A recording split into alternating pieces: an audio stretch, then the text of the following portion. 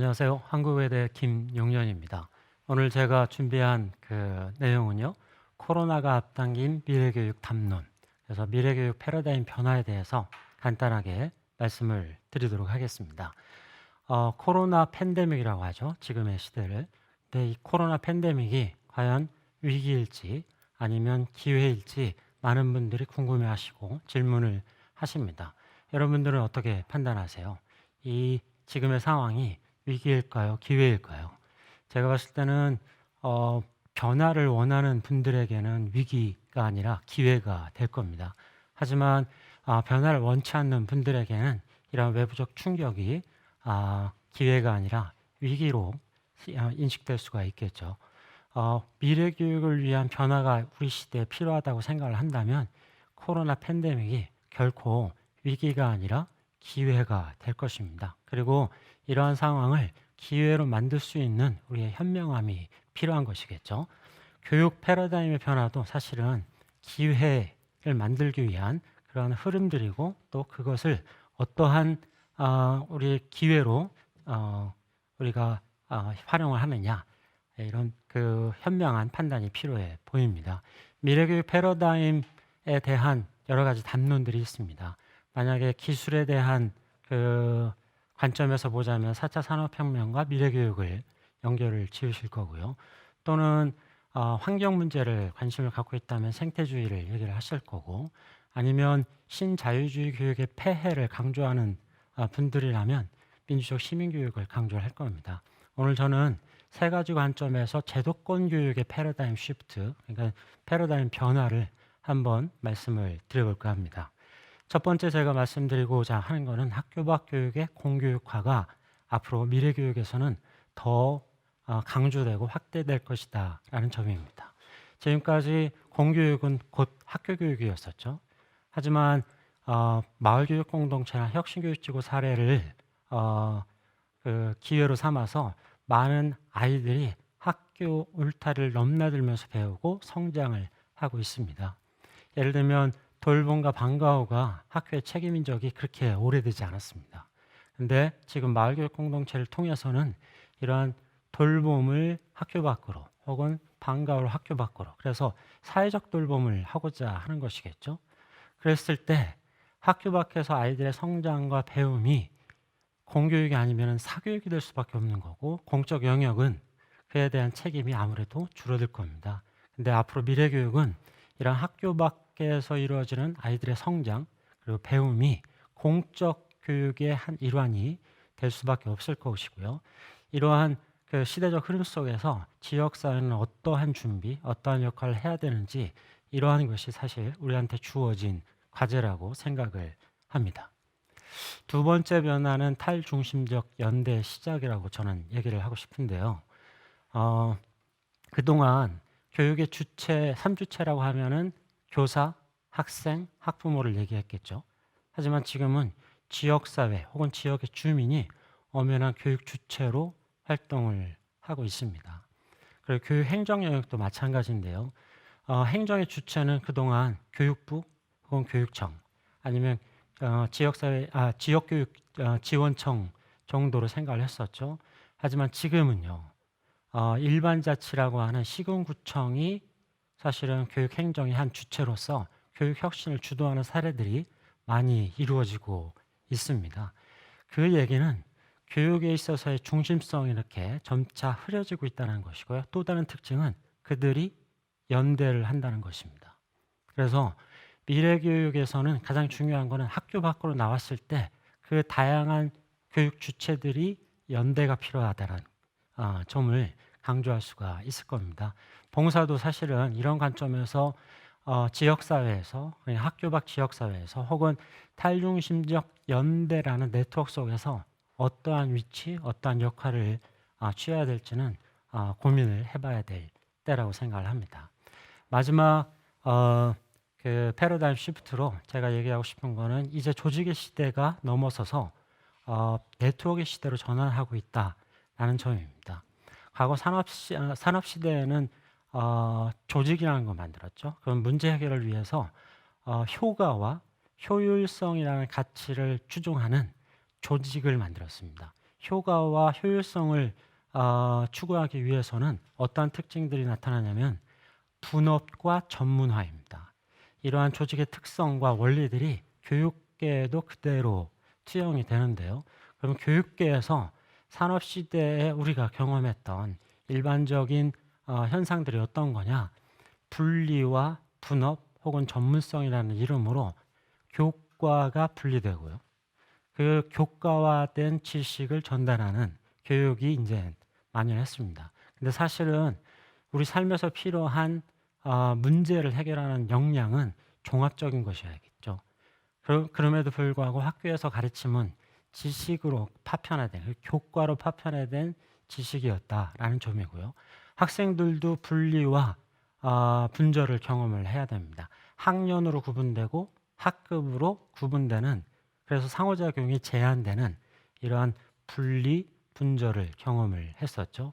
학교와 학교도 마찬가지입니다. 학교와 학교가 서로 협동할 이유가 없어진 그런 사회였었던 것이죠. 이러한 그 분리와 분절은 학교와 지역사회의 분리를 또 낳았고요. 삶과 배움이 일치하지 않는 이런 경험들을 그동안 우리가 산업시대를 거치면서 경험을 해왔습니다.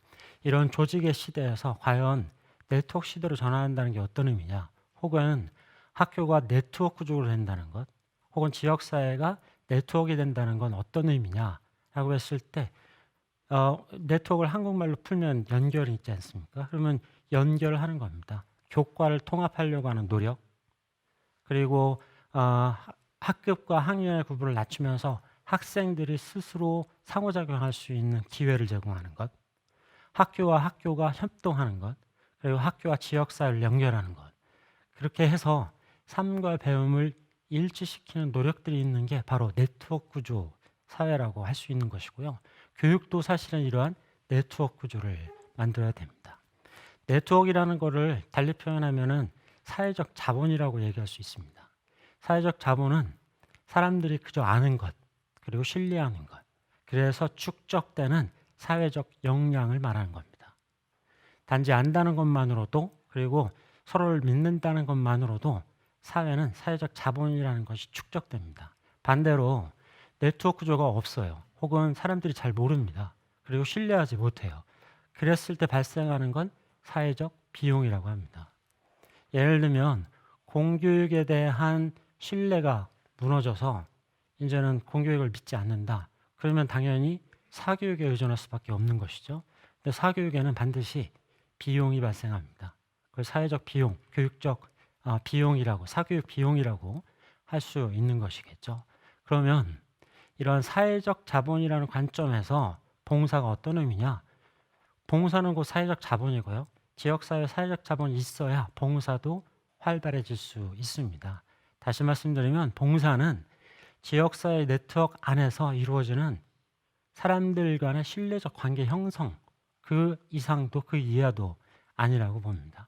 이런 신뢰적 관계를 형성할 수 있는 것, 그리고 네트워크 구조를 만들어낼 수 있는 것, 이게 봉사의 결과라고 볼 수 있을 것 같습니다. 다시 말씀드리면 봉사는 곧 지역사회의 자본이다. 인간적, 관계적 자본이 될 수 있다라는 것입니다. 그러면은 이러한 네트워크 구조, 교육 네트워크 구조에서 봉사가 어떤 의미고 어떤 역할을 차지해야 되느냐, 이런 것들을 그림으로 나타낼 수가 있는데요. 이 그림 속에서 나타나는 세 가지 영역이 있습니다. 첫 번째는 교육 주체들의 묶음이고요. 두 번째는 기관, 교육 단체들의 묶음이고, 그리고 세 번째는 소위 말하는 교육 자원에 대한 부분입니다. 보시다시피 어떠한 교육 주체, 그게 교사 모임이든 학부모 모임이든 시민 활동이든 아니면 교육 봉사 활동이든 이러한 교육 주체들이 서로 연대하고 네트워크 구조 속에 함께 해야 됩니다. 그리고 소위 말하는 기관이 있죠. 공적 영역들이 있는데 이 공적 영역이 생활권 수준에서, 지역사회 생활권 수준에서 이렇게 연결되고 네트워크 구조 안에 서로 협력하고 상호작용하는 그런 구조를 만들어야 되는 것이고요. 마지막으로 교육 자원인데요.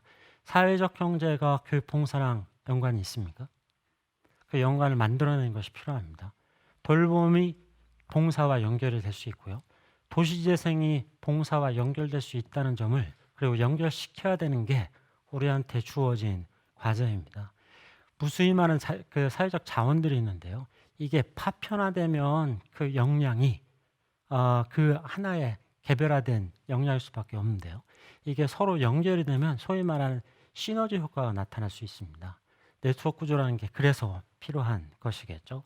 봉사도 이러한 연결망 구조 속에서 존재하는 그 무엇이 돼야 되고요. 네트워크 구조를 만들어내는 역할을 수행을 해야 될 것입니다.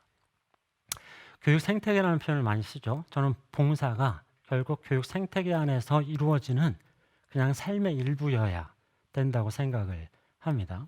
그럼 교육 생태계가 어떤 의미냐 요즘 많이 쓰고 있는데요. 저는 교육 생태계는 그냥 단순한 구호가 아니라 지향점이 아니라 시스템이 돼야 된다고 생각을 합니다. 시스템이 그러니까 우리 학교는 교육 생태계다 혹은 우리 지역사회는 교육 생태계라는 의미가 무엇인지 어떠한 요소, 어떠한 특징들이 있어야 되는지 이런 점들을 좀 살펴볼 필요가 있어 보입니다.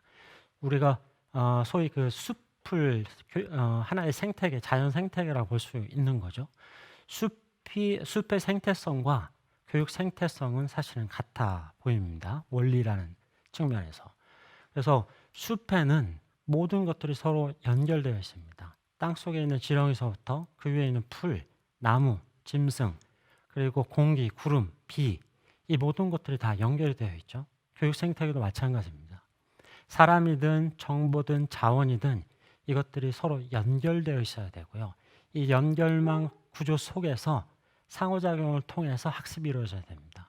그런 학습은 장소와 사람과 기회를 구분하지 않습니다. 언제 어디서나 누구와도 이루어질 수 있는 것이 배움이고요.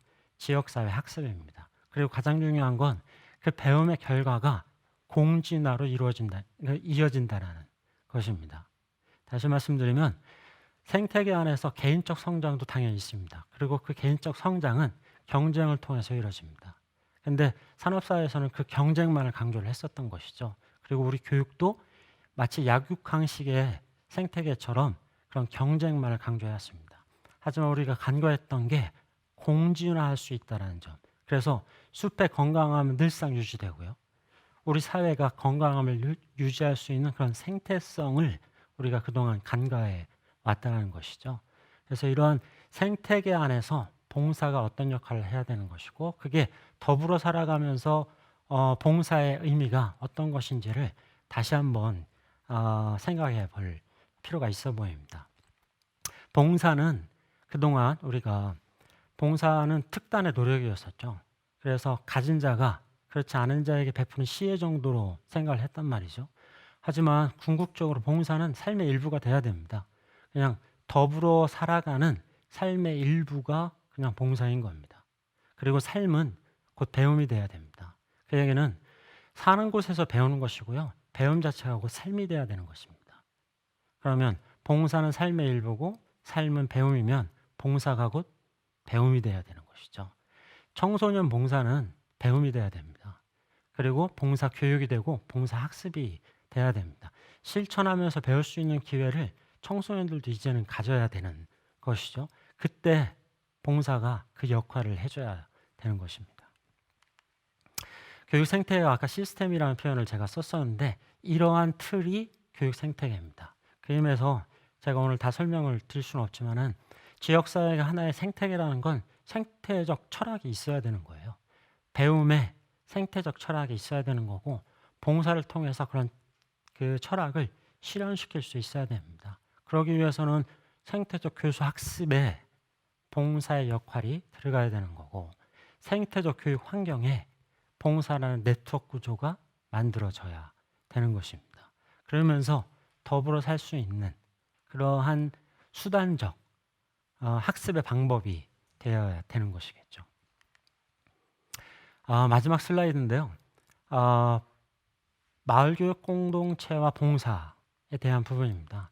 교육 생태계를 저는 달리 표현하면 마을교육 공동체라고 표현할 수가 있을 것 같습니다. 그래서 봉사가 곧 마을교육 공동체 안에서 이루어지는 것인데요. 그럼 마을교육 공동체가 뭐냐라고 했을 때 한마디로 표현을 하면은 이제 아까도 말씀드렸듯이 아이들의 성장과 배움이 학교의 울타리에 제한되지 않습니다. 학교 울타리를 넘나들면서 언제 어디서나 그리고 누구와도 배움이 일어나는 생태 민주주의의 장이 마을교육 공동체입니다.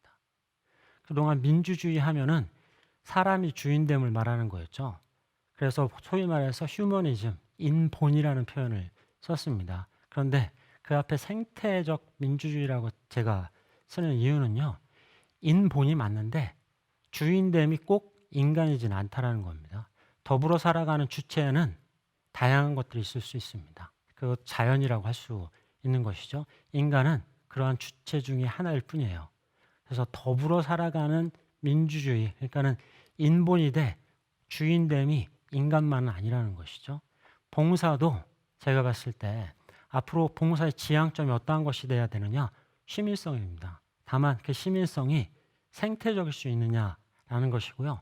그 얘기를 달리 표현하면 더불어 살 수 있는, 더불어 살아가기 위한 역량을 키우는 혹은 그 시민성을 키우는 것이 바로 봉사가 되어야 된다라는 말씀을 드리면서 제 얘기를 마치도록 하겠습니다. 감사합니다.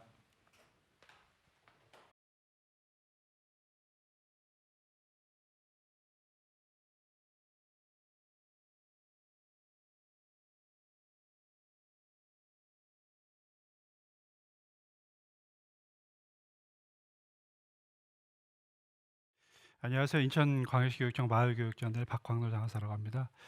저는 인천에서 이제 교육혁신지구와 마을교육 공동체를 5년 동안 운영을 하고 있는데요.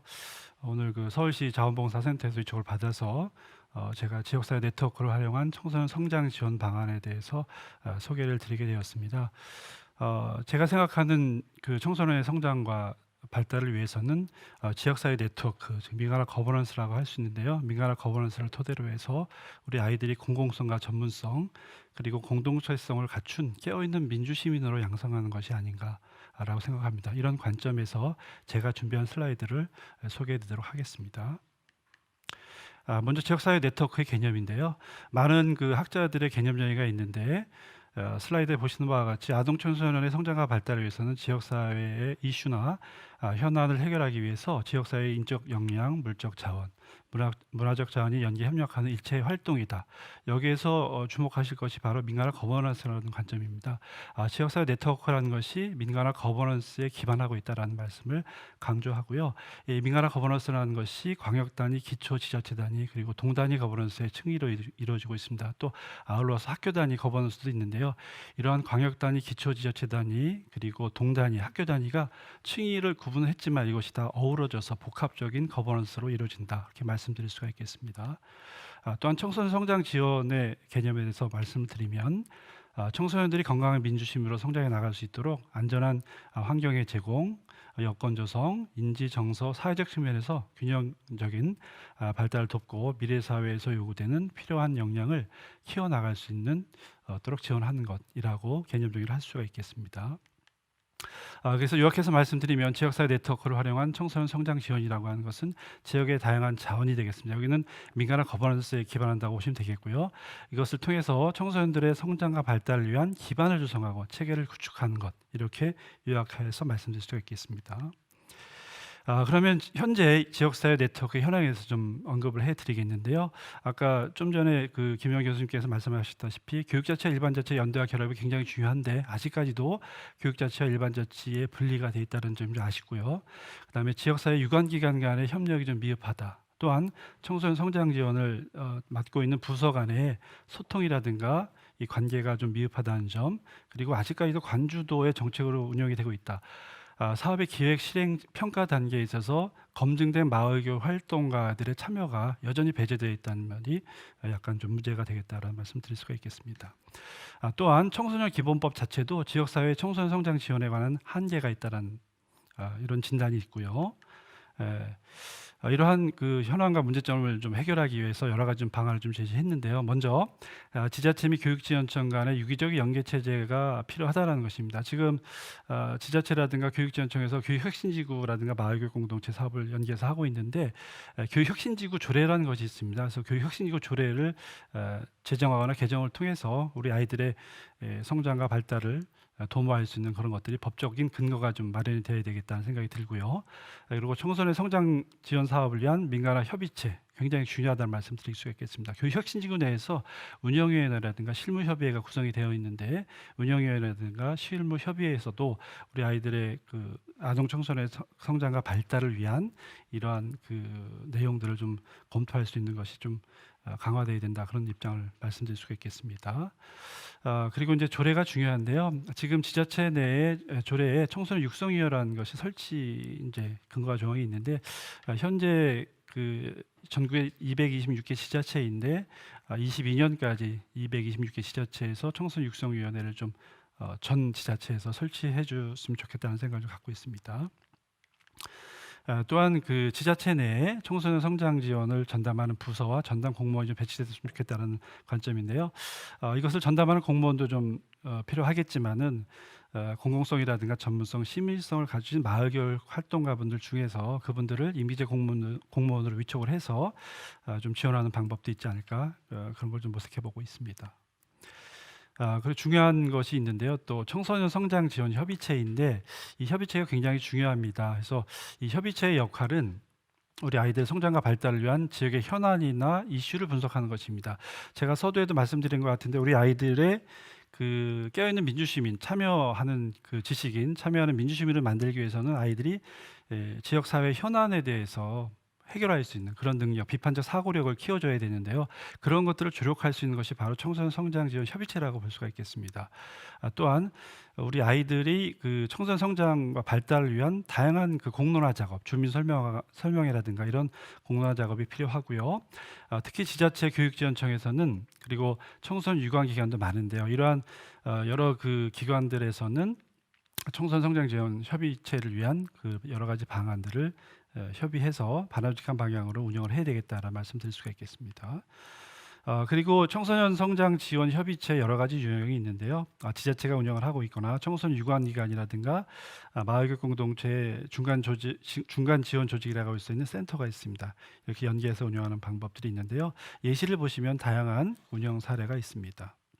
그래서 부천, 완주군, 구리시, 유성구를 제가 예시를 좀 보여드렸습니다.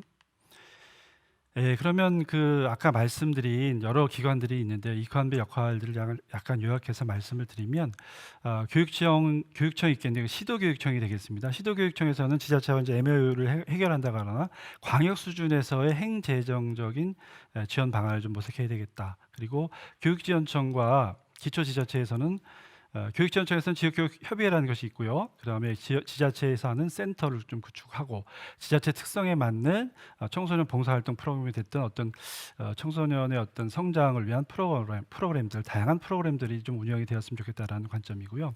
기초지자체는 아까 말씀드린 것처럼 교육혁신지구 조례라든가 다양한 그 조례를 개정을 통해서 바람직한 방향을 좀 잡아야 되겠고요. 또 예산 확보도 중요하다고 볼 수가 있겠습니다.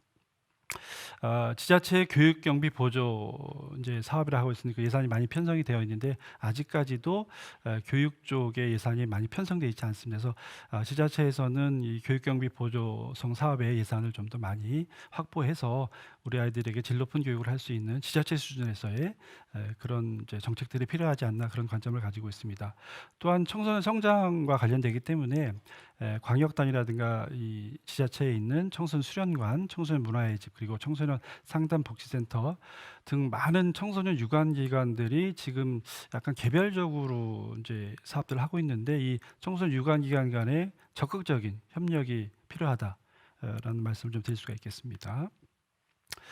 그리고 무엇보다 사람이 중요한데요. 우리 아이들에게 그 성장 지원을 할 수 있는 네트워크를 하기 위한 전문 인력을 양성하기 위해서 이분들에게 연수 프로그램들이라든가 교육 프로그램을 개설해서 양질의 교육 프로그램을 이제 제공함으로써 역량 강화시키고 이분들이 지자체 내에 있는 청소년의 성장과 발달을 견인할 수 있는 역할을 부여해야 된다.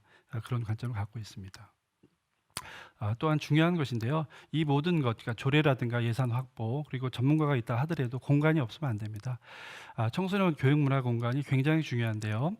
청소년 기본법 48조 2항에 보면 청소년 방과 활동의 지원 그래서 뭐 센터를 조직한다거나 여러 가지 프로그램을 돌려서 아이들에게 적재조사에 맞는 프로그램을 운영을 해줘야 되고요.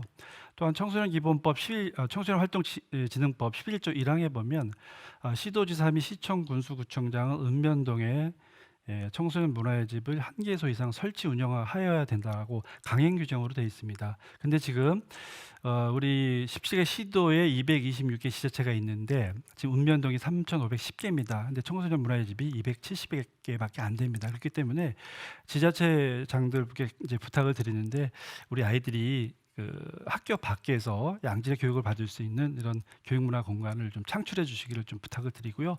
이 법령에서 청소년 활동 진입법에서 제시하는 바와 같이 청소년 문화의 집을 일개 행정동에 한 개씩은 꼭 배치가 되지 않느냐 그런 생각을 갖고 있습니다. 그리고 지자체 내에서도 리모델링을 할 수 있는 도시재생 사업과 관련돼서 리모델링을 통해서 아이들의 교육 공간으로 만들 수 있는 방안도 있다고 생각을 합니다. 또 이제 마을학교인데요. 지금 이 마을학교는 혁신지구라든가 마을교육 공동체에서 마을학교 개념이 나오고 있는데 이 마을학교가 아이들이 방과 후에 배움과 돌봄을 할 수 있는 또 다른 학교라고 보시면 되겠습니다. 그래서 아이들이 정규 수업 후에 학교 시설을 개방해서 학교 안에서 배움과 돌봄 프로그램의 혜택을 받고 또다시 방과 후에 지자체에 있는 교육문화 공간에 가서 또 다른 배움과 돌봄을 받을 수 있는 그런 체제로 가야 된다고 생각을 하고 있습니다. 그리고 이 마을학교 운영은 지자체가 직접 운영할 수도 있고요. 공모를 통해서 선정된 분들에게 위탁을 해서 이제 운영할 수도 있고 아예 비영리 민간단체나 사회적 기업 등에게 위탁을 해서 운영하는 다양한 방법이 있겠습니다. 제가 강조해서 말씀드리고 싶은 것은 일개 행정동당 일개 마을 학교가 있어야 된다고 반드시 있어야 된다고 생각을 합니다. 그래서 아이들이 방과 후에 뭐 PC방을 간다거나 그런 것보다는 또 다른 배움과 돌봄을 받을 수 있는 그러한 마을 학교가 많아져야 된다고 생각을 합니다. 그리고 이제 지역사회 내 조직이라든가 모임인데요. 굉장히 중요한 것입니다. 지금 자발적인 결사체가 굉장히 중요한데요. 이 교육의 공공성이라든가 전문성, 공동체성을 가지시고 계신 분들이 굉장히 많으십니다. 이분들이 자발적인 결사체가 돼서 모임을 형성하기를 지원을 해야 됩니다. 지자체가 됐든 교육지원청이 됐든 그래서 저희 인천 같은 경우는 지금 학습 공동체를 저희가 이제 공모를 해서 40개 학습 공동체를 저희가 운영을 하고 있는데요. 230명의 마을교육 활동가분들이 참여하고 계신데 이분들이 학습 공동체를 넘어서 실천 공동체로 성장하시기를 저희가 지원하고 있고요. 이분들이 네트워크를 형성해서 마을학교 네트워크가 되겠죠. 이 네트워크를 통해서 아이들의 성장과 발달을 또 지원할 수 있는 이런 체계로 가야 되지 않을까 생각하고 있습니다. 예산학고 말씀드렸고요. 그다음에 지방정부 협의회, 시도교육감 협의회, 국가교육회의와도 연대가 필요하다는 말씀을 드리겠습니다. 다음은 인천시 교육청 마을교육지원 현황인데요. 저희가 이제 조직이라든가 법령, 예산, 사업의 정비를 마쳤고 조례에 근거해서 사업을 추진하고 있습니다. 보시는 바와 같이 지금 우리 인천 교육혁신지구의 사업은 민간화 거버넌스, 마을연계 교육과정, 마을학교 이렇게 보실 수가 있겠고요. 마을교육 공동체 활성화 사업으로는 뭐 협동조합, 교육협동조합이라든가 아까 말씀드린 마을교육 학습공동체, 알림이 활동, 그다음에 지역연계 마을교육 프로그램 개발 이렇게 다양하게 운영을 하고 있는데 이런 것을 통해서 전문성을 갖추신 분들을 저희가 발굴하고 양성하고 그분들이 네트워크를 형성해서 우리 아이들을 학교 밖에서 도와줄 수 있는 체제로 가려고 하고 있습니다. 보시는 바와 같이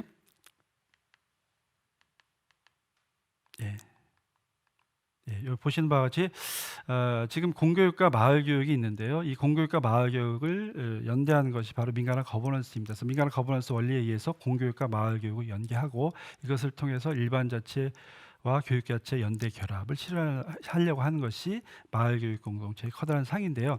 여기서 중요한 것이 바로 사람이 되겠죠. 그래서 교직원이라든가 학부모, 마을교육 활동가분들 그리고 자발적 결사체인 학습 공동체분들 그리고 교육협동조합이라든가 사회적 경제기업에 참여하시는 분들이 바로 이 민간화 거버넌스의 핵심 역할을 해주셔야 된다는 말씀 좀 드리겠습니다. 네, 인천 마을교육 공동체 활성화 사업에 대해서는 크게 제목만 말씀드리고 넘어가도록 하겠습니다. 마을교육 학습공동체가 있고요. 마을교육 활동과 역량강화 연수, 그다음에 마을문화교육 활동과 양성, 컨텐츠 개발, 프로그램 개발, 아카이빙 연구가 있습니다. 아카이빙 연구는 아마 우리 전국 17개 시도교육청에서 인천시 교육청이 최초로 하고 있는 것인데요. 모든 그 사업에 대해서 저희가 아카이브 작업을 통해서 이것을 데이터베이스에 가지고 계속 기록을 누적해서 마을교육 공동체의 상을 전파하려고 그런 계획을 가지고 있습니다. 그리고 이제 권역별 센터를 만들어서 여기에서도 아동 청소년의 성장과 발달을 지원할 수 있는 그런 시스템을 좀 구축하려고 하고 있고요. 청소년 봉사 학습이 지역사회에 연계된 사례에 대해서 좀 말씀드리겠는데요. 리서치 리뷰를 해보니까 교육부라든가 자원봉사법 그리고 김미란, 송민경의 연구를 보면 이 봉사학습에 대해서 정의를 하고 있는데 봉사학습이라는 것이 봉사를 제도하는 과정 속에서 등장한 새로운 개념이고 봉사학습 시민성 그리고 진로 직업 체험 봉사학습이라는 것을 통해서 체득된 적극적 시민성이 정치 사회에 대한 비판적 사고 능력을 갖춘다. 이것이 굉장히 중요한 말이라고 말씀드릴 수가 있겠습니다. 봉사활동을 통해서 아이들이 적극적 시민, 참여적인 시민이 되고 비판적 사고력을 신장시킴으로 인해서 지역 사회 현안을 해결할 수 있는 그런 능력을 갖출 수 있도록 도와주는 것, 이런 것이 바로 자원봉사와 봉사학습이 지향해야 될 바가 아닐까 생각을 하고 있습니다. 봉사학습의 개념에 대해서 이채식의 언급을 보면 청소년의 지역사회 이슈에 관한 것이고 성찰 기회를 통해서 청소년들이 시민에서 봉사자로 자원봉사자에서 참여적 시민으로 변화하는 데 도움을 주는 것이 바로 봉사학습이라고 얘기를 한 것 같습니다. 그래서 이런 아이들이 성장을 하고 이 아이들이 조직화되고 더 나은 사회를 만들기 위한 초석이 될 수 있는 그런 계기를 마련해 주는 것이 바로 자원봉사와 봉사학습이라고 생각을 하고 있습니다. 청소년 봉사학습이 지역사회에 연계된 사례가 지금 다양하게 나와 있는데요. 지금 제가 제시한 것은 오산, 보령, 아산, 시흥시, 고양시 사례가 있는데요. 이것 말고도 전국에 좋은 사례가 많습니다. 그래서 다양한 사례들을 저희들이 같이 교류하면서 우리 지자체에 맞는, 우리 지자 특성에 맞는 봉사학습 프로그램을 운영하는 것도 바람직하다고 볼 수가 있겠습니다. 다시 거듭 제가 강조해서 말씀드리고 싶은 것은 우리 청소년들의 성장과 발달을 위해서는 민간화 거버넌스를 토대로 하고 이를 통해서 우리 아이들이 참여적인 시민, 깨어있는 민주시민으로 양성하는 것, 이런 것이 굉장히 중요하다고 보겠습니다. 이상 말씀드렸습니다.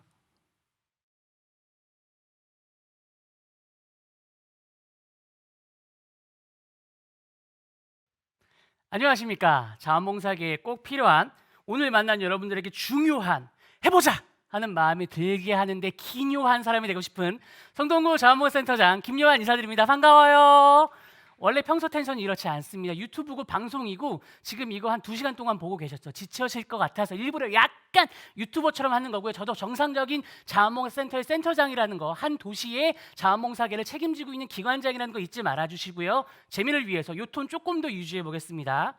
자, 저는 오늘 성동구에서 청소년들이 즐거운 봉사 경험을 통해 건강한 사회 구성원으로 성장하는 길을 안내하기 위한 여러 이해관계자들이 협력한 이야기 여러분들께 전달해 드리겠습니다. 여러분의 센터에서 자원봉사 교육 담당자 청소년 서비스런이 몇 명이 담당하고 계신가요?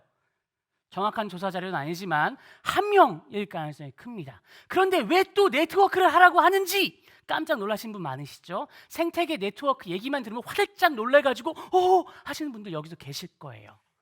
요즘 정치자체들의 정책을 보면 이런저런 얘기를 막 하다가 결국은 네트워크로 끝내세요, 알아서 하세요라는 느낌의 뉘앙스의 정책들이 마구 쏟아지고 있습니다. 이 네트워크의 한복판, 이 네트워크의 가장 주변에서 이 일을 실시하는 담당자분들의 어떤 고통이 있는지를 의외로 많이 모르시는 것 같아요. 그래서 다들 깜짝 놀라실 수밖에 없어요. 환경적 제약이 있습니다. 게다가 이 네트워크 요술상자 아닙니다. 거버넌스, 민간협치 여러 단어를 쓰지만 요술상자는 아닙니다. 띵 누른다고 뭐가 나오는 게 절대 아니에요.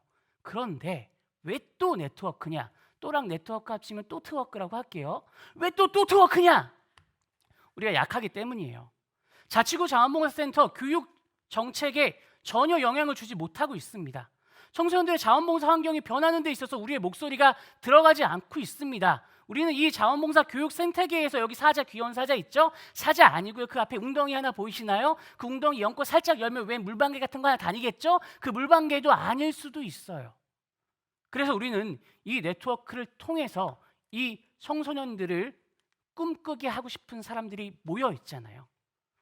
여기 영상을 보시는 분들, 적어도 이 전체 컨퍼런스에서 이거를 귀를 꽂고 마음을 여신 분들은 우리 아이들이 봉사를 통해서 성장해야지, 이 나라를 위해 건강하고 따뜻한 마음을 가질 수 있다는 확신을 가지신 분들이시잖아요. 그러면 우리는 어렵고 힘들지만 또 트워크 정말 싫지만 네트워크를 통해 우리의 힘을 가져가야 합니다. 너무 조금 선동했나요? 이 정도까지는 아니에요. 재밌게 하시면 돼요. 성동구에서 풀어난 이야기 말씀드릴게요. 자, 성동구에서는 성동구 자원봉사센터와 성동구청과 학교가 함께 협력하고 있습니다. 협력하는 내용 간단하게 말씀드릴게요.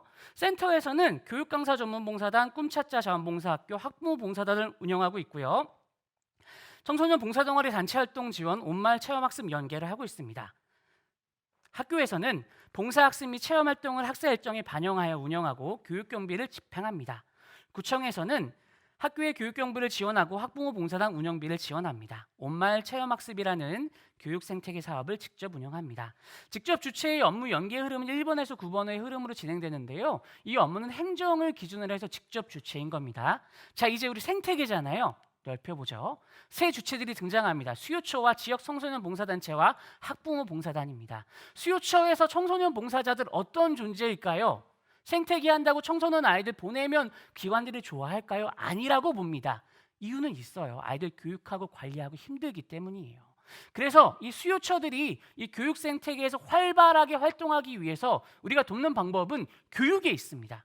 자원봉사센터에서 충분한 교육을 학교와 사전 교육을 통해서 플립러닝 아시죠? 사전에 미리 좀 배워오는 거 배워와서 그 수요처의 이용자분들을 사랑하는 마음으로 가지고 온 청소년들을 누가 거부할까요? 근데 대부분 이 과정 없이 그냥 전화해서 오기 때문인데요. 이렇게 청소년들을 잘 교육하는 자원봉사센터의 내용과 구조들은 조금 이따 설명드릴게요. 이렇게 해서 청소년들이 몇몇 그룹이라도 초등학생이라도 그 수요처에 가서 감동적인 봉사활동을 하면 그 기관의 인식이 바뀌고요. 적극적으로 참여하실 수 있을 거라고 생각합니다. 두 번째, 지역 청소년 봉사단체가 필요합니다. 자생적인 청소년 봉사단체예요. 이 수요처에서 활동하는 것만으로 충분하지 않아요. 왜냐하면 기관이라는 바운더리가 있고 또 코땡땡 이 아저씨 있잖아요. 코땡땡 19 아저씨 때문에 모든 기관들이 닫혀버렸을 때 아이들 어디서 봉사하느냐? 자생단체가 이때 필요합니다. 안전하게 아는 사람끼리 봉사하는 구조가 필요한데요. 이런 것들을 위해서 우리는 1, 2년 정도 마중물을 이용해서 10개 정도의 봉사단체를 성장시키고 성동구에서는 이 과정을 통해서 우리 서울시 자원봉사센터가 지원해 주셨어요. 감사드립니다. 17년까지 지원받아서요. 17개 단체 중에 3개 단체가 긍정적인 게 일어나고 있는데 그게 뭐냐면 이 학생들이 졸업하잖아요. 군대 갔다 오잖아요. 다시 이 단체의 리더로 등장하고 있습니다. 이 일이 일어났을 때 감동은 여러분 모두 같이 느껴보시길 바랍니다. 이건 선택이 필요해요. 모든 청소년들이 이렇게 하진 않아요. 청소년 공모사업 하시다 보면 될 것 같은 사람이 분명히 보입니다. 이건 뭐 제가 연구자가 아니어가지고 잘 모르겠는데 그냥 보면 얘는 계속 할 것 같은 애가 있어요. 그 친구와 자원봉사센터 담당자가 인격적인 관계를 맺는 게 필요합니다. 서로에게 봉사를 통해서 인격적인 관계를 주고받은 학생들은 나중에 돼서도 자기가 받은 성장에서의 긍정적인 경험을 동네 동생들에게 알려주고 싶다고 먼저 찾아와요.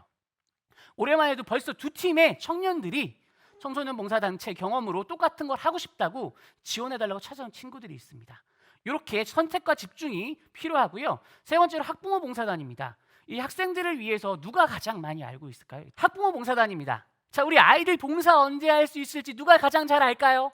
시험 기간 누가 가장 잘 알까요? 아이들이 언제쯤 봉사해서 어떻게 성장했으면 좋을지 누가 가장 전문가일까요? 학부모입니다.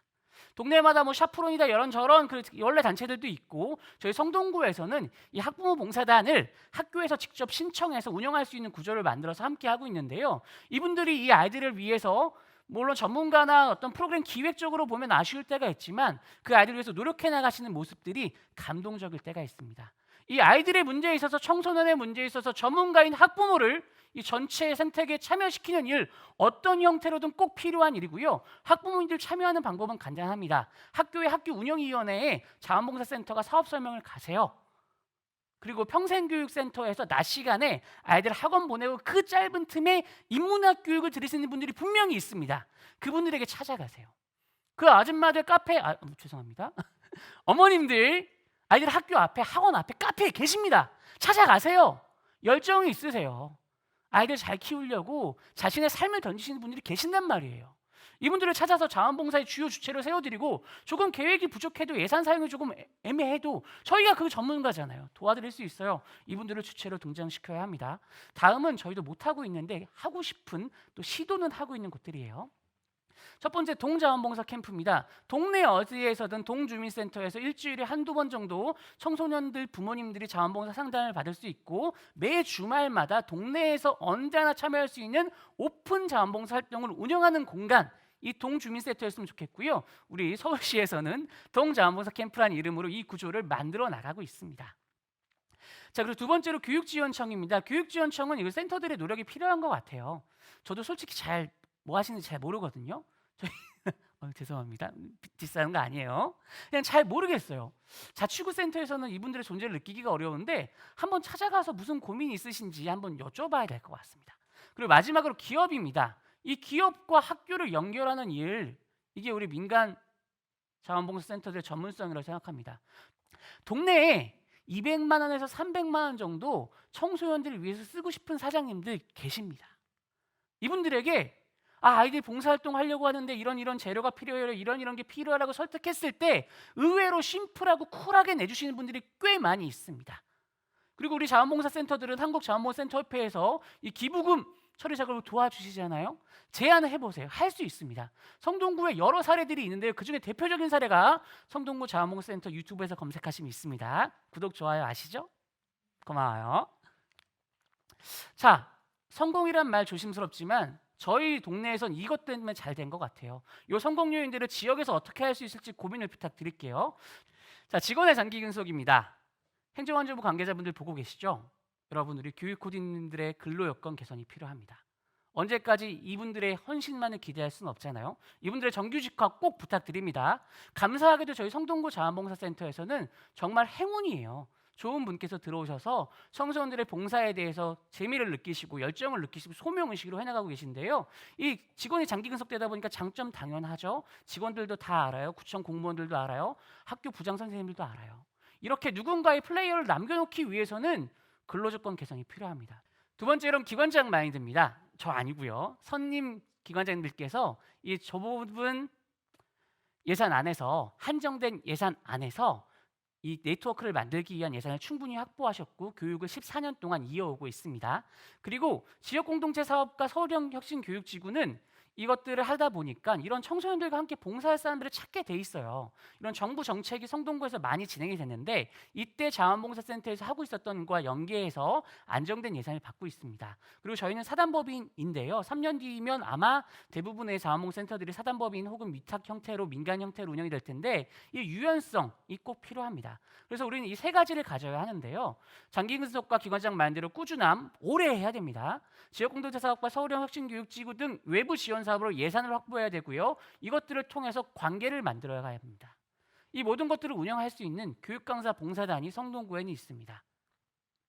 이 교육강사 봉사단들께서 배우시고 나누시고 하는 과정에서 저희의 이 모든 것들에 적극적으로 참여해 주시기 때문에 성동구의 교육봉사 생태계는 살아남을 수 있었고 운영될 수 있다고 보고 있습니다.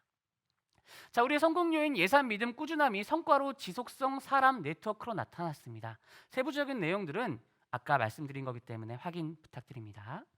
자, 그렇게 해서 이렇게 잘 운영됐어요. 무려 410개 학급 쭉쭉쭉 일어나고 415, 427, 446 학급당 1명 이상의 교육공사분들이 쭉쭉쭉 성장하다가 2020년도에 어떻게 됐죠? 네, 이 코땡땡 친구가 등장했습니다. 그래서 저희 자원봉사센터에서는 성동구에서는 세 가지 방법을 고민하고 있어요. 휴먼 디지털 그린으로 해서 동네 곳곳에 작고 안전한 실외 봉사활동을 할 수 있는 봉사 리더들, 우리 교육강사 봉사분들이 있잖아요. 그분들에게 더 작은 그룹들의 봉사활동을 하실 수 있게 계획을 하고 있고요. 디지털, 일단 모두 온택트. 우리의 본질은 만나고 얘기하는 겁니다. 꼭 만나지 않아도 온라인으로 할 수 있는 방법이 많이 있잖아요. 그래서 나노 인플루언서라는 작고 영향력 있는 사람들, 그리고 유튜브에서 만나 줌으로 회의하고 SNS로 봉사하는 이 비대면 봉사활동의 구조를 끊임없이 돌아갈 수 있게 노력하고 있습니다. 그리는 우리 코땡땡 아저씨가 왔는데 아무렇지 않게 봉사만 할 수는 없잖아요. 기후변화에 대해서 함께 대응하고자 합니다.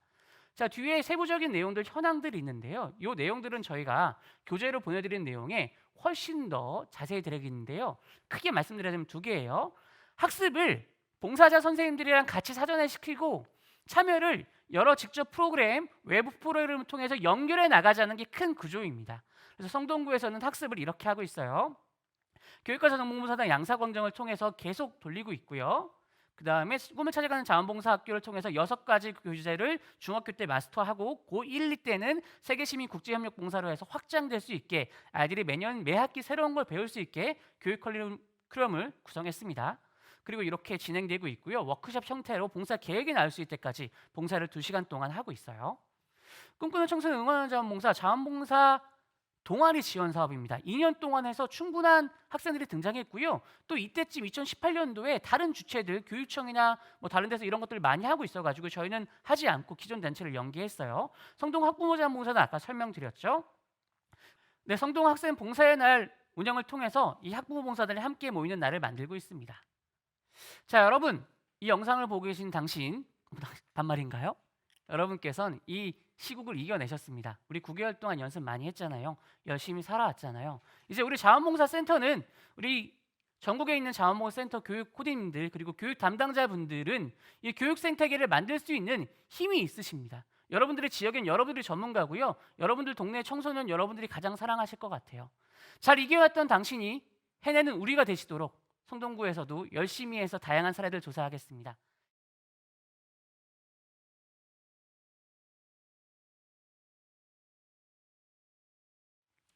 네, 안녕하세요. 제13회 전국 자원봉사 컨퍼런스의 세션 3 진행을 맡은 커뮤니코 대표 임세은이라고 합니다. 반갑습니다.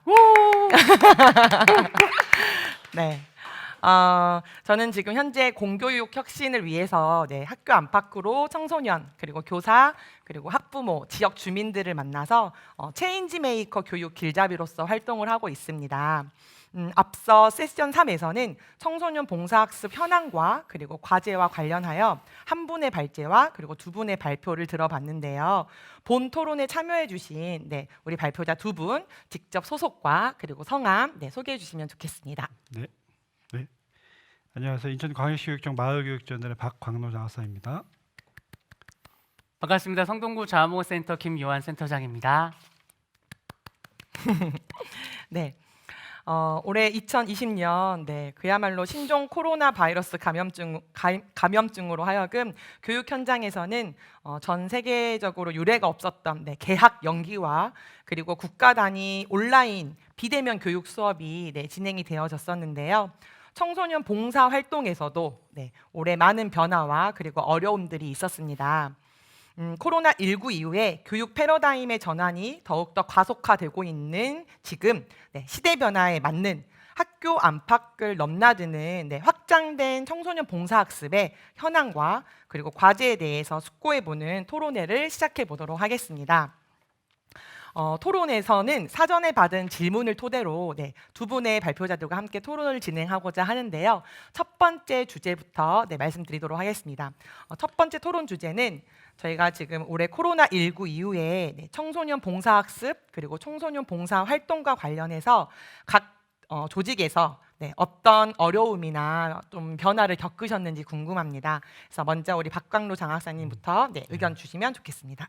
네, 제가 말씀드리겠습니다. 아마 올해 그 코로나19 때문에 그 교육 주체분들, 학생, 교사, 학부모 그리고 마을교육 활동가분들 모두가 다 혼란에 빠진 한 해였다고 말씀드릴 수가 있겠습니다. 특히 학교에서는 그 학사 일정 조정 때문에 학교 선생님들이나 학생들 그리고 이제 학부모님들께서 많은 걱정이 있으셨고 비대면과 대면의 어떤 혼합 수업 그리고 원격 수업 이런 과정들을 통해서 많은 피로감에 있으실 거라고 생각이 듭니다. 지나가는 과정 속에서 지금 이제 자리 잡고 있는데요. 그리고 학사 일정이 초유의 여러 번 바뀌다 보니까 굉장히 혼란이 있었는데 그럼에도 불구하고 좀 안정화가 되고 있다는 말씀을 드리는데요. 이 학사 일정이 조정이 되다 보니까 봉사 활동뿐만 아니라 모든 학교의 교육 활동이 정상적인 범위에서 운영이 되지 않았다는 면에 있어서는 아마 모든 분들이 공감하실 것 같습니다. 그래서 이런 문제를 하나 진단을 해보면 아까 학교라는 것이 대규모 밀집형의 시설이거든요. 그렇기 때문에 감염병에 취약할 수밖에 없기 때문에 이 소규모 분산형의 어떤 마을학교 형태가 이것을 좀 커버해 줄 수 있지 않느냐. 그래서 제2의 학교 밖 학교인 마을학교에서 마을학교라는 것은 이제 소규모 분산형의 배움과 돌봄이 가능한 형태의 기능을 할 수 있는 학교라고 볼 수 있겠는데요. 그런 마을 학교에서 정규 수업 후에 다양한 이제 배움과 돌봄 활동이 이루어지면 좋겠다.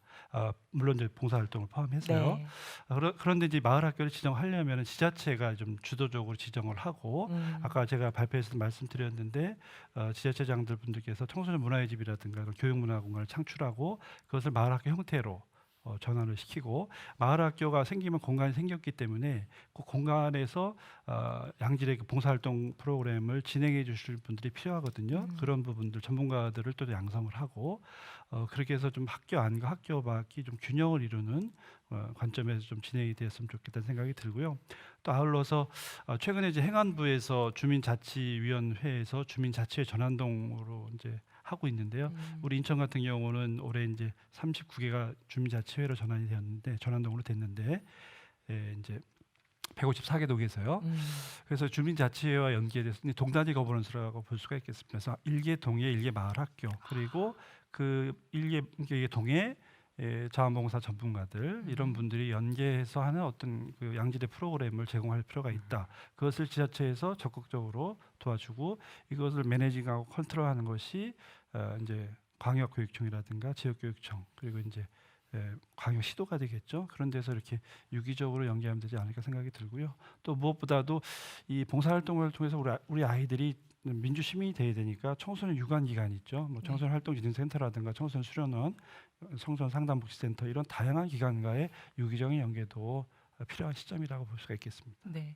더더욱이나 학교 밖의 어떤 학습, 경험 학습이라고 할 수 있는 청소년 봉사 학습이 우리 아이들 입장에서는 뭔가 이렇게 생기부로도 인증이 되면 참 좋겠다라는 바람이 있을 텐데 그런 차원에서 교육청에서는 어떤 목소리가 있을까요? 중요한 이제 질문이신데요. 사실 그 저희 혁신지구라든가 마을교육 공동체에서 하는 그 활동 중에 학교 밖 그 학습 경험이 굉장히 많습니다. 근데 학교 밖 학습 경험을 생기부에 어떻게 그 기재해주는 방안에 대해서 지금 교육부라든가 시도교육감 협의해서 이렇게 조율 중에 있고 좋은 방안을 좀 찾아야 되는데 이제 그런 단계라고 좀 말씀드릴 수가 있겠고요. 네. 또 이제 고교 학점제와도 연동되어서 학교 밖에서 이루어진 검증된 기관이 되겠죠. 검증된 기관과 또 전문성과 공공성 그리고 시민성을 갖추신 마을교육 활동가분들이 참가하는 그런 기관에서 하는 어떤 학교 밖 학습 경험은 좀 인정해 주는 체제로 가야 되지 않을까 그런 생각을 하고 있습니다. 네. 정말 누군가의 어떤 강요나 명령에 따른 자원봉사가 아니라 뭐 스스로 뭐 본인들이 적극적으로 주도하는 어떤 자원봉사야말로 어떤 봉사활동이야말로 세상을 바꿀 수 있는 어떤 힘이 될 것이라는 생각이 듭니다. 우리 그러면은 센터장님 김유한 센터장님께서는 코로나19에 자원봉사 센터에서 겪은 어려움이나 변화가 어떤 게 있으셨나요? 예, 코로나19 아까 제 발표 시간에 코땡땡이라고 했는데 코땡땡을 코땡땡. 유지하겠습니다. 이름도 부르기 싫어요.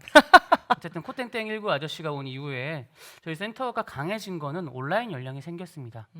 저희 교육 강사 수료 뭐 무슨 교육 과정 이런 것들을 직원들이 직접 온라인 세팅을 해서 공감하시는 분들 많겠지만 직접 그 온라인 송출 과정을 첫 번째 건 완전 망했고요. 두세 번째부터 점점 잘하더니 요즘엔 다른 수요처들에 가서 안내까지 해주고 있는 그렇게 역량이 생겼고요. 약점은 자원봉사의 총량이 줄었습니다. 저희가 연간 평균 3만에서 4만 건의 청소년 봉사가 진행됐는데 지금 3천 건 정도 진행되고 있습니다. 이래서 이거는 정말 회사로 따지면 망한 거잖아요. 그래서 위기의식을 느끼고 있습니다. 또 내부적으로는 저희 통합자원봉사지원단 얘기는 여기서 하는 건 좀 적합하지 않겠네요. 넘어가고요.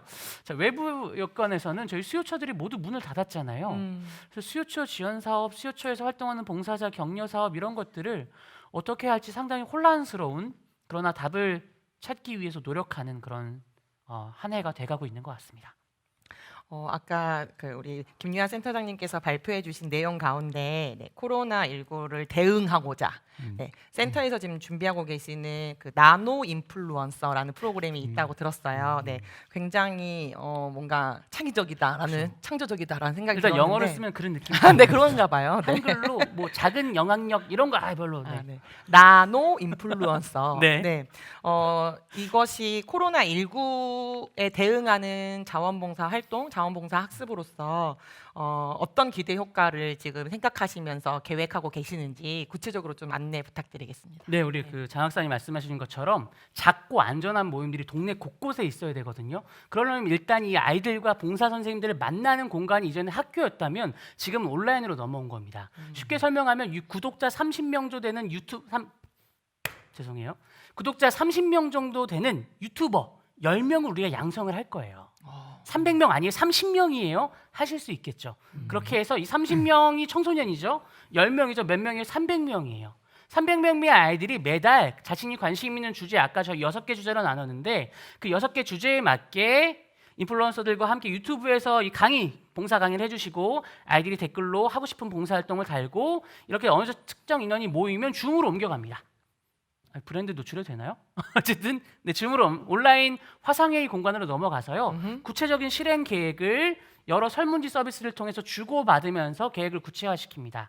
그리고 그 시점에 코로나가 심하다 싶으면 온라인 SNS로 피켓팅을 하고요. 코로나가 좀 괜찮다 1단계다 싶으면 안전하게 이 봉사 안내자들의 철저한 방역을 통해서 함께 봉사활동을 진행합니다. 이런 구조 많이 들어보셨고 왠지 하실 수 있으시죠? 우리 업의 본질은 만나는 곳, 관계를 갖는 건데요. 이게 꼭 직접 공간에 있는 게 최고예요. 사람의 체온이 최고입니다. 따라올 수 없어요. 그런데 일단은 다 온택트로 해봐야 될 것 같습니다. 그래서 30명의 구독자를 가진 10명의 유튜버 모두 다 하실 수 있습니다. 이런 것들을 용어로 나노 인플루언서라고 하는데요. 이렇게 해서 이런 분들이 점점 많아지기 위해서는 공간이 필요하고 장비가 필요하고 여러 역량이 필요하잖아요. 그래서 성동구에는 그런 영상 교육 기관이 많지 않아서 저희 자원봉사센터가 여러 곳에 동네의 여러 기업들을 제안해서 컴퓨터도 사고 공간도 좀 빌리고 해서 이런 것들을 교육하는 공간과 교육 커리큘럼을 만들어가고 있는데요. 이 과정도 저희가 그냥 교육 계약 용역을 주는 게 아니라 지역에 있는 영상 프로덕션들에게 재능 기부를 부탁하고 또 지역에 있는 학부모님들 중에서 관련 업을 하시는 분들을 강사로 초대해서 가능한 한 돈 안 쓰고 이 안에서 이런 나노 인플루언서들을 많이 만들어내는 게 저희 성동구 자원봉사센터의 코로나의 대응입니다. 이게 확장성이 어느 정도일까지는 모르겠지만 저희도 잘 몰라요. 제가 되게 확신해가지고 얘기해서 솔깃하실 수 있는데 솔직히 잘 모릅니다. 무슨 일이 일어날지 정말 두렵고 걱정되고 두근두근 거리죠. 작은 규모라도 10명 모였는데 그 10명 다 감염되면 어떡할 거예요. 그런데 이 아이들의 성장에 자원봉사가 필요하다는 믿음을 가지셨다면 해볼 수 있을 것 같아요. 마스크 쓰고 손소독 철저하게 하고 열 철저하게 재면 의외로 확산되지 않거나 같은 공간에 있었어도 마스크 잘 착용한 사람은 전염되지 않은 사례들이 나오고 있잖아요. 저희가 이 안전한 관계를 잘 지켜나간다면 청소년들이 성장하기 위해서 봉사가 필요하다고 믿는다면 해봐야 한다고 생각합니다. 일단 시도해보고 그리고 네. 시도해본 걸 가지고 시행착오가 좀 필요하지 않을까 응원하도록 하겠습니다. 네, 최대한 안전하게 조심스럽게 저 상당히 보수적인 사람이에요. 조심스럽게 하겠습니다. 네, 좋습니다. 두 번째 토론 주제는요.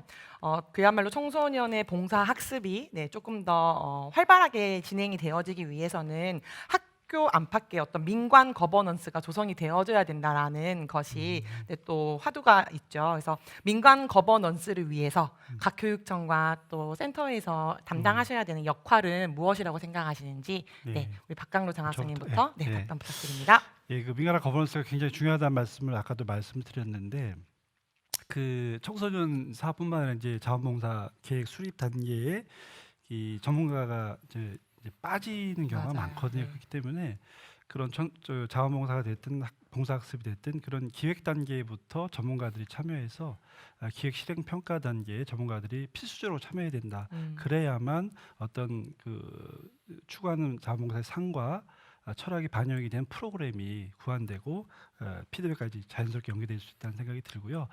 또 이제 아까 민간화 거버넌스 층위가 제가 4개라고 말씀을 드렸는데 광역단위, 기초지자체단위, 동단위, 학교단위가 있으면서 광역단위라고 하는 것은 이제 서울로 치면 서울시청과 서울시 교육청 그리고 이제 기초지자체라고 하는 거는 뭐 구랑 교육전청이 되겠죠. 그리고 동단위라고 하는 거는 학교 이제 주민자치센터랑 학교 이렇게 보시면 되겠고요. 학교 단위는 이제 학교에서의 저희는 이제 마을 교육과정이라는 용어를 쓰는데 마을 교육 정규 이제 학교 교육과정에서 마을과 연계하는 그런 걸 저희가 이제 학교 주도의 마을 교육 과정이라고 부르는데, 학교 주도의 마을 교육 과정에서도 자원봉사 이 활동 전문가들이 물론 이제 학교 안 정규 교육 과정 속에서 같이 수업이라든가 네. 좋은 거를 같이 공유해야 되고요. 또 다른 한 트랙은 아까 말씀드린 마을 학교에서 자원봉사 전문가분들이 아예 마을 학교를 운영하시면 운영을 하시는 형태로 가시면서 하면 되겠고요.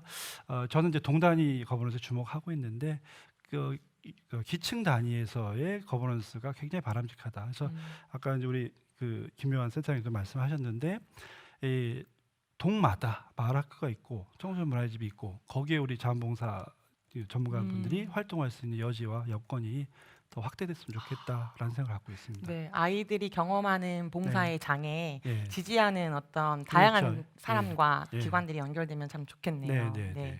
좋은 대안 네, 귀담아 들었습니다. 네. 우리 센터장님께서는 어떤 역할, 민간 거버넌스를 위한 또 자봉센터의 역할은 뭐라고 생각하시는지?